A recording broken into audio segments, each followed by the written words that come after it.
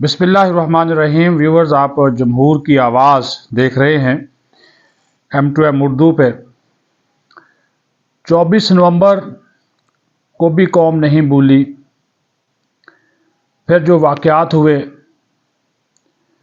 फिर किस तरह रियासत को मफलूज करने की साजिश की गई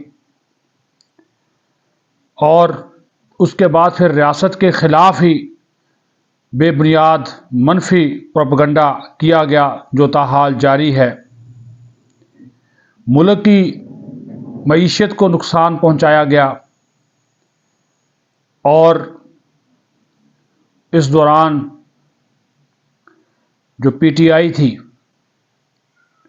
उस पर कब्ज़ा किया। बुशरा बीबी ने अपने अहकामात चलाए। इस हवाले से एक मौक़र अंग्रेज़ी अखबार डेली टाइम्स ने एक मुफस्सल और जामे स्टोरी शाया की है। वो भी आप साथ साथ देख सकते हैं। उसका लिंक भी आपको हम दिखा रहे हैं। ये जो स्टोरी है, ये उन तमाम वाक़यात को जो है वो बयान करती है जो 24 नवंबर को इस्लामाबाद में होना शुरू हुआ और 26 नवंबर तक होता रहा। PTI का एहतजाज, फाइनल कॉल और फिर उसके बाद 26 नवंबर को डी चौक में मुबैना फायरिंग के नतीजे में जो हलाकतें हुई, उसका प्रोपेगेंडा, ये जो मुहिम चलाई गई, मीडिया मुहिम, ख़ास तौर पर डिसइंफॉर्मेशन कैंपेन, उसको फैलाया गया। मसनूई ज़हानत, जिसको आर्टिफिशियल इंटेलिजेंस कहते हैं, उसके ज़रिए वीडियोज़, तस्वीर बनाकर उसको जोड़ा गया और उसके बाद सोशल मीडिया के ऊपर एक स्ट्रेटजी बनाकर इस PTI वालों ने जो प्रोपेगेंडा करना शुरू किया और उसको अपने बयानिए के तौर पर इस्तेमाल किया और मुसलसल कर रहे हैं।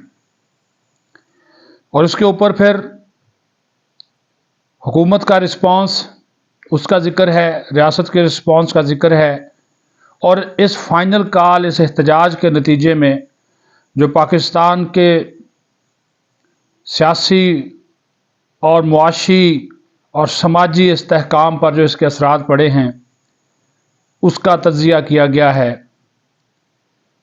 तो हर तरह से ये जो स्टोरी है, इन चीज़ों का इहाता करती हुई नज़र आती है। सबसे पहले तो जब ये कॉल दी गई तो उस वक़्त ही संगजानी वाली बात होना शुरू हो गई कि वहाँ पे हुकूमत इनको जगह देने को भी तैयार है, फैसिलिटेट करने को भी तैयार है। लेकिन करें क्या? बुशरा बीबी ने कहा कि मुझे इमरान खान ने डी चौक पहुँचने का हुक्म दिया, जो कि बाद में साबित हो चुका कि इमरान खान का ही हुक्म था कि डी चौक पहुँचना है। एक नारा लगाते हुए ये आए कि हम पुरअमन लोग हैं, एहतजाज करने वाले। इस नैरेटिव को इन्होंने इख्तियार किया कि हम पुरअमन लोग हैं, हमारा एहतजाज पुरतशद्दद नहीं होगा, इश्ताल अंगेज़ी नहीं होगी। लेकिन जैसे ही वो डी चौक पहुँच जाते हैं 26 नवंबर को, तो ना सिर्फ एहतजाज के जो शुरका हैं वो पुरतशद्दद हो जाते हैं, बल्कि सिक्योरिटी फोर्सेस पे फायरिंग करते हैं। 4 रेंजर्स के जवान शहीद होते हैं, 2 पुलिस वाले शहीद होते हैं, 250 से ज़्यादा ज़ख्मी हो जाते हैं। लेकिन सिक्योरिटी फोर्सेस फिर भी गोली नहीं चलाती। 26 नवंबर की रात को जो ऑपरेशन जब किया जाता है रेड जोन को क्लियर कराने के लिए, तो उसके बाद फिर जो वाक़यात रूनुमा हुए, एक मुहिम खौफनाक अंदाज से चलाई जाती है اور کہا جاتا ہے کہ 300 278 220 16 12 لاشیں گر گئی یا انسانی جانیں ضائع ہو گئی. ابھی تک 12 کا انہوں نے فگرز دیا، لیکن اس کے حوالے سے بھی حکومت ان کے اعداد و شمار کو ماننے کو تیار نہیں ہے. یہ پروپیگنڈا ہوتا رہا، ملک کی جو اکانومی تھی متاثر ہوئی. باہر بیٹھے ہوئے جو لوگ، وہ مافیاز، وہ لابیز، وہ انٹرنیشنل میڈیا، اس نے اس میں اپنا حصہ ڈالا، پریشرائز کیا ریاست کو بھی، اسٹیبلشمنٹ کو بھی اور حکومت کو بھی. پھر غزہ کی صورتحال، غزہ، شام، دیگر ممالک کی پرانی ویڈیوز، فوٹیجز کو جوڑ کر سوشل میڈیا پہ خوفناک کمپین فوج اور ریاست کے خلاف شروع کر دی گئی، جو کہ مسلسل جاری ہے. یہ سٹوری اس کا بھی احاطہ کرتی ہے، اس کا بھی تیا پانچا کیا گیا ہے. گورنمنٹ کا کیا رسپانس تھا؟ گورنمنٹ نے آخری حد تک صبر و تحمل کا مظاہرہ کیا. گولی براہ راست گولی نہیں چلائی. ہاں، ربڑ کی گولیاں استعمال ہوئیں، آنسو گیس کی شیلنگ ہوئی، لیکن براہ راست گولیاں نہیں چلائی. جن لوگوں نے چلائی وہ خواجہ آصف کہہ چکے ہیں کہ وہ علی امین گنڈا پور کے غار سے، میں نہیں کہتا، وہ کہہ چکے ہیں، آن دی فلور کہہ چکے ہیں. وہ کہانی ہے، وہ واقعات ہیں.